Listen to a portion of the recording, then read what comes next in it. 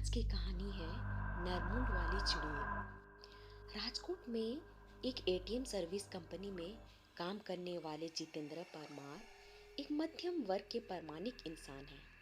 उनकी शादी को करीब 4 साल हो चुके हैं। उन्हें एक बेटा भी है। वैसे तो जितेंद्र पाठ पूजा में कम ही मानते हैं, पर रास्ते में मंदिर या मस्जिद आ जाए तो सिर झुका भी लेते हैं। जितेंद्र की नौकरी का समय तो दिन में 8 से 5 घंटे होता है, पर एटीएम मशीन का फॉल्ट आने पर उन्हें रात के किसी भी वक्त सर्विस देने जाना पड़ता है। अपने इसी काम के चलते वो एक रात अपनी बाइक पर जा रहे थे। उन्हें शहर से थोड़ी दूर बसे एक रिहायशी इलाके के पास में एटीएम फॉल्ट ठीक करने जाना था। वैसे तो इस काम के लिए 2 एग्जीक्यूटिव चाहते हैं, पर जितेंद्र का पार्टनर उस रात बीमार था, तो सर्विसिंग के लिए उन्हें अकेले ही जाना पड़ा। स्पॉट पर जाकर जितेंद्र ने अपनी बाइक स्टैंड पर लगाई। तभी उन्हें वहां एटीएम बूथ पर एक लड़की दिखी। जितेंद्र ने सोचा कि उसे शायद पैसे निकालने होंगे और वो एटीएम मशीन के ठीक होने का वेट कर रही होगी। फॉल्ट ठीक करने के लिए जैसे ही जितेंद्र एटीएम बूथ के अंदर आए तो वो लड़की भी अंदर आने लगी। सिक्योरिटी गार्ड ने उन्हें बाहर रुकने के लिए कहा। अब जितेंद्र अपना काम कर रहे थे, तभी अचानक उसकी नज़र एटीएम बूथ के बाहर गई। वहां उन्होंने जो देखा उसे देखकर उसके पसीने छूट गए। बाहर खड़ी लड़की एटीएम कार्ड की मुंडी अपने हाथ में लिए खड़ी थी और वो जितेंद्र की ओर घूर कर देख रही थी। यह सब देखकर जितेंद्र का दिल बेतहाशा तेजी से धड़कने लगा। उन्होंने वहां से नजर हटा ली और सोचा कि ये उनका भ्रम होगा। वो ये सब सोच ही रहे थे कि तभी अचानक उनके सीनियर का फोन बज उठा। यह फोन वहां का फॉल्ट जल्दी ठीक करने के लिए था। कांपते कांपते जितेंद्र फिर से काम कर लग गए। थोड़ी ही देर में उन्होंने एटीएम मशीन ठीक कर लिया।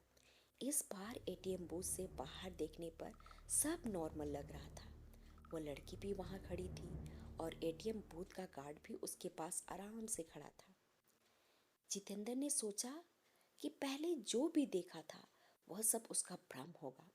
वह काम निपटाकर सीधा अपनी बाइक की ओर दौड़ गया। जाने से पहले उसने एक बार फिर एटीएम बूथ पर नजर डाली। तब एक बार फिर से उसका दिल दहल गया। एक बार फिर बाहर खड़ी लड़की एटीएम कार्ड की मुंडी अपने हाथ में लिए खड़ी थी। इस भयानक नज़ारे को देखकर जितेंद्र पूरी तरह डर गए और जल्दी से वहां से भाग निकले।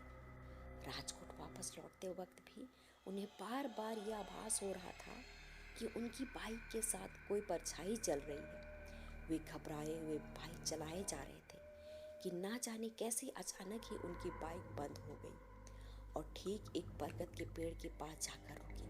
जितेंद्र जी को यकीन नहीं हो रहा था कि उनके साथ ये सब सचमुच हो रहा है। उन्होंने नजर उठाई तो बरगद की शाखा से झूलती एक आकृति नजर आई। उसके हाथ में एक नरमुंड था और वो अजीब घबराहट भरी आवाज में कुछ बोल रही थी। जितेंद्र जी ये सब देखकर वहीं जड़ हो गए। ना उनकी चीख निकली, ना उनके अंदर हिलने की ताकत बची। चुड़ैल पेड़ से उतरी। उसके उल्टे पांव देखकर जितेंद्र जी के पसीने छूट गए। उन्होंने आंखें मूंद ली और भगवान को याद करने लगे। चुड़ैल उनके बगल में आकर बैठ गई और उनका सर सहलाने लगी। इसके बाद जितेंद्र जी को कुछ याद नहीं कि उनके साथ क्या हुआ। जब होश आया तो वे एक हॉस्पिटल में थे। सुबह को स्थानीय लोगों ने उन्हें बेहोश पड़ा देखकर हॉस्पिटल पहुंचा दिया था।